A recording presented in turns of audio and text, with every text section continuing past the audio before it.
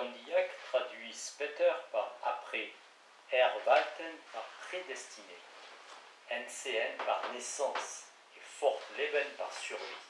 Tous ces choix sont critiquables à divers degrés et nous allons voir pourquoi. Je précise à nouveau que les défaillances de la traduction de Gandillac sont celles de toute première traduction et ne sont pas imputables à ce remarquable traducteur. Bien plutôt, sa traduction nous permet-elle de réfléchir sur la langue de Benjamin. Spater signifie sans doute après, mais spat, c'est aussi tard, tardif. Spat s'oppose à fru, tôt. L'œuvre, en tant qu'origine, est de l'ordre du fru. La traduction de l'ordre du tardif, du spat. Traduire spat par tardif, cela me permet d'évoquer ce fruit de la traduction qui, dans le sens unique, tombe reichzeitig, le moment venu de l'arbre de l'œuvre, c'est-à-dire en son automne. L'automne est la saison tardive. L'art tardif est un art automnal. Après renvoie à une successivité au Nacheinander du temps linéaire. Tardif renvoie au temps de cette vie dont parle Benjamin. Erwarten est l'élu, non le prédestiné. Il n'est pas nécessaire, il est même risqué d'introduire ici une notion aussi connotée théologiquement et mythiquement. Ensenhung est plus général que naissance, c'est le surgissement. Il conviendrait alors de traduire plus haut von gehen par provenir ou jaillir, et Ensen que l'on retrouve un peu plus loin par surgir. On ne peut traduire Fortleben par survie si l'on a auparavant très correctement traduit Überleben par ce mot. Fort est moins chargé sémantiquement qu'Uber. Dans Fort, il y a à mon avis la simple idée de continuation.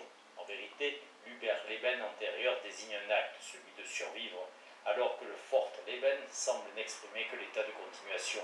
Il faudrait alors peut-être traduire provisoirement Überleben par survivre et non survie, en réservant la forme substantive à Fortleben. Certes, pas tant de son vivre que de son survivre.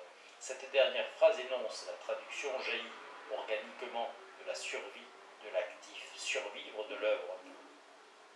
La phrase qui la suit énonce la traduction caractérise le stade de la vie continuée de l'œuvre, en tant que pour celle-ci, elles viennent toujours plus tard. Benjamin ne dit pas seulement la traduction vient après l'œuvre, ce qui serait de toute façon une banalité vide, mais cet après est de l'ordre du tardif. La question se pose, pourquoi la traduction est-elle toujours tardive? Entendons, est-elle essentiellement tardive?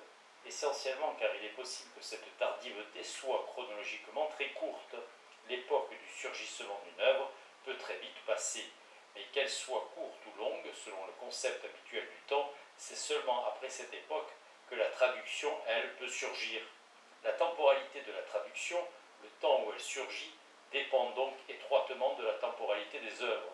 Cette temporalité, Benjamin la définit brièvement vers la fin du paragraphe.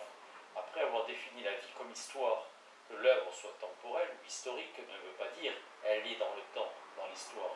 Cela signifie l'œuvre se déploie sur un mode temporel propre, possède une historicité propre. Cette historicité, à un certain moment de son mûrissement, suscite, permet et exige la traduction.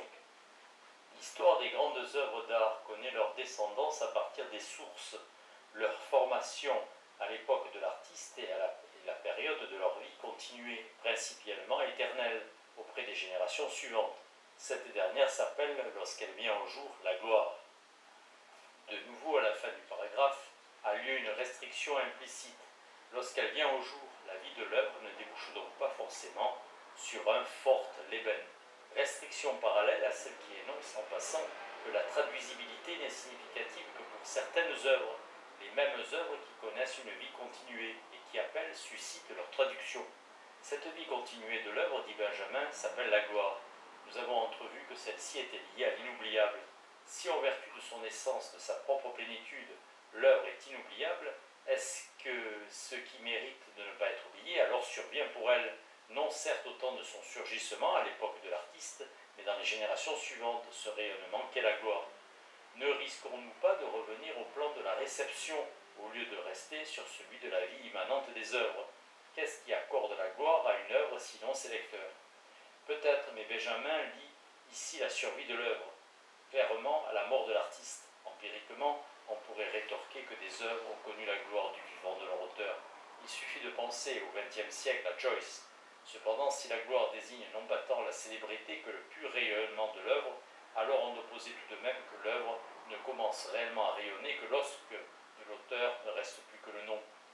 Aussi longtemps que l'auteur existe, l'œuvre n'a pas atteint cette suprême autonomie qui désigne aussi la gloire. L'ombre de son auteur s'étend sur elle. À quoi l'on peut ajouter quelque chose que Benjamin savait mieux que personne, qu'une œuvre, dans son langage, est toujours en avance sur son temps et toujours anticipatrice, et que l'époque de sa gloire commence seulement quand le temps qui lui est propre s'est rapproché d'une autre. Cela certainement n'arrive jamais du vivant de l'auteur, dont l'éventuelle célébrité repose toujours, comme disait Valérie, sur des malentendus. La survie est donc pour l'œuvre le temps où elle commence à rayonner seule et à entrer dans la dimension de son autonomie. Ces deux caractéristiques, devoir attendre pour rayonner la mort de son auteur, posséder une temporalité anticipatrice, éclairent au-delà de Benjamin. Pourquoi la traduction véritable d'une œuvre, celle qui rend justice à sa grandeur, est difficilement possible au temps de sa naissance. Le premier point soulève le problème de la contemporanéité de l'auteur de l'œuvre et de son traducteur. En tout état de cause, cette contemporanéité est réellement un problème pour la traduction. De même que l'auteur jette une ombre sur son œuvre et qu'il l'interdit par sa propre existence, son autonomie, de même il jette une ombre sur sa traduction. Il y a là un vaste et difficile chapitre de la réflexion sur la traduction. Principalement, le temps des grandes traductions ne peut commencer qu'après la mort de l'auteur. Ce n'est pas à dire que du vivant de l'auteur n'existe pas pour la traduction une période très féconde, comme l'attestent amplement Goethe, Joyce ou Brock, qui non seulement se sont sentis concernés par la traduction de leurs œuvres, et la traduction en général, mais ont collaboré décisivement à ces traductions d'une manière qui a marqué l'histoire des œuvres et de la traduction. Goethe a intensément marqué sa préférence pour la traduction mutuelle des vivants, et c'est quelque chose qu'il reste à méditer. Cependant, cela ne touche pas au fait essentiel que les grandes traductions et les grands traducteurs ne peuvent trouver leur temps et leur espace que longtemps après la disparition de l'auteur. Car la traduction ne peut se déployer que dans une absolue solitude avec l'œuvre, solitude qui est identique à sa gloire et à son autonomie. L'intensité du rapport du traducteur à l'œuvre exclut un autre rapport à celle-ci. De fait, la disparition de l'auteur permet simultanément le rapport de l'œuvre à elle-même et celui du traducteur à celle-ci. La disparition de l'auteur permet l'autonomie de l'œuvre et de sa traduction. La temporalité anticipatrice du langage de l'œuvre fait également obstacle à une juste traduction contemporaine de l'œuvre. Face à ce langage, le traducteur est tout autant démuni initialement que le critique. Ce que j'ai appelé la première traduction ne rend pas justice à ce langage. Elle a tendance à le tirer vers des langages antérieurs, qu'il s'agisse de langage d'œuvre, de la langue traduisante ou de la langue traduite. Car la traduction a un double horizon limitatif, celui de l'état de la langue traduisante, qui lui est contemporain, mais aussi celui de l'état de la langue traduite immédiatement, antérieure à l'œuvre à traduire. Dans la mesure où l'œuvre n'est jamais pure rupture langagière, mais rupture et reprise d'une tradition, la première traduction accentue l'élément traditionnel et l'œuvre aux dépens de l'élément anticipateur.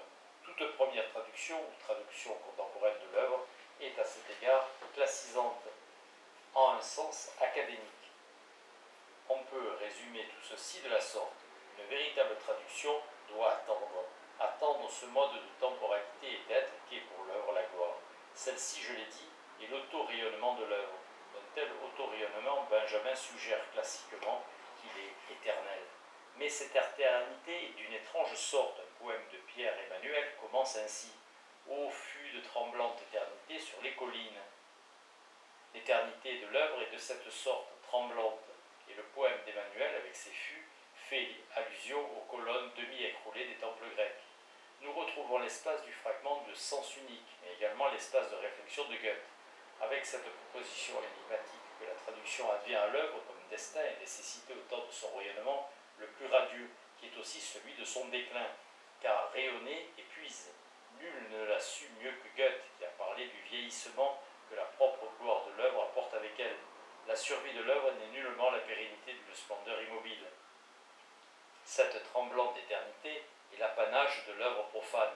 On ne peut pas dire à propos de l'œuvre sacrée qu'elle connaisse quelque chose comme la gloire. La traduction lui advient selon un autre mode indiqué par image dans le sens unique. L'éternel bruissement des feuilles de l'arbre du texte sacré. ce qui est une manière de suggérer que cet arbre ne connaît ni gloire ni déclin, et que commentaires et traductions sont perpétuellement inscrits en lui, comme sa vie la plus propre. Il en va autrement du texte profane qui s'épanouit dans la gloire. Il vaut la peine d'insister ici sur ce que nous dit Goethe. La traduction pour l'œuvre figée dans sa gloire est régénération, rajeunissement, Verjüngung. Non seulement l'œuvre se fige dans son auto-rayonnement, mais elle s'ensevelit dans la lumière et dans ses effets. Par effet, entendons ce qui émane ou jaillit d'elle. Ervorget, c'est-à-dire la masse des imitations, des critiques, toute sa descendance.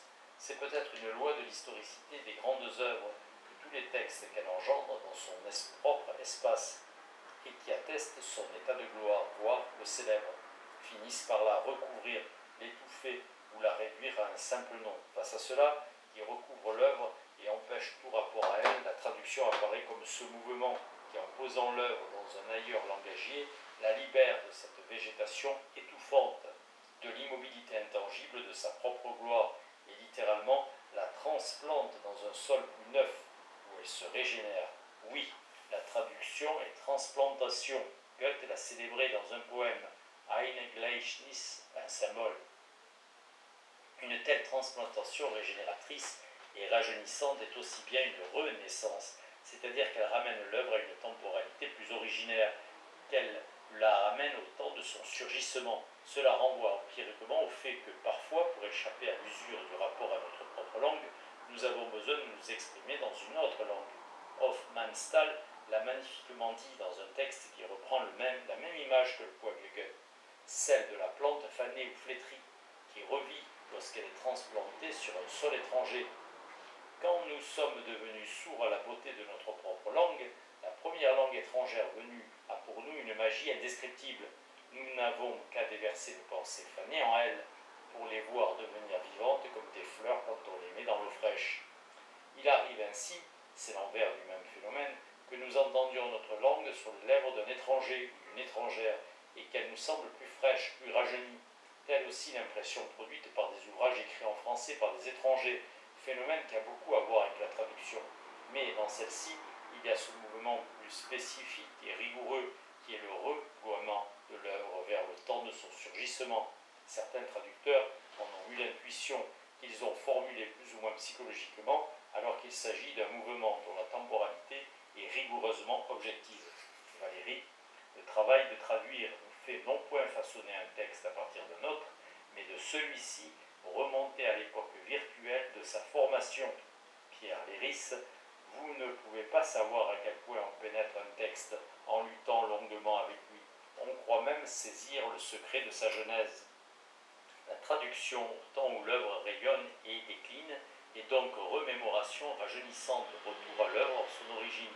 Il ne semble pas que Benjamin, qui avait une connaissance plus intensive qu'extensive de Goethe, ait connu ces remarques. Il est vrai, disséminé et éparse sur la traduction comme Verjüngung, Benjamin était de toute façon plus proche des intuitions romantiques sur la traduction qui, sans s'opposer à celle de Goethe, vont dans une autre direction, celle de la traduction comme élévation à la puissance. Potenzierung de l'œuvre. De là, les dernières lignes du paragraphe. Des traductions qui sont plus que des médiations, Vermittlungen, médiation, non-communication, comme l'écrit Gandillac, traduisant par le même terme français, Vermittlung et Mitteilung, surgissent, entstehen, quand, dans sa vie continuée, une œuvre atteint l'époque de sa gloire. Elles ne servent donc pas tant celles-ci, comme ont coutume de les revendiquer pour leur travail, de mauvais traducteurs, qu'elles ne lui doivent leur existence, Dasein.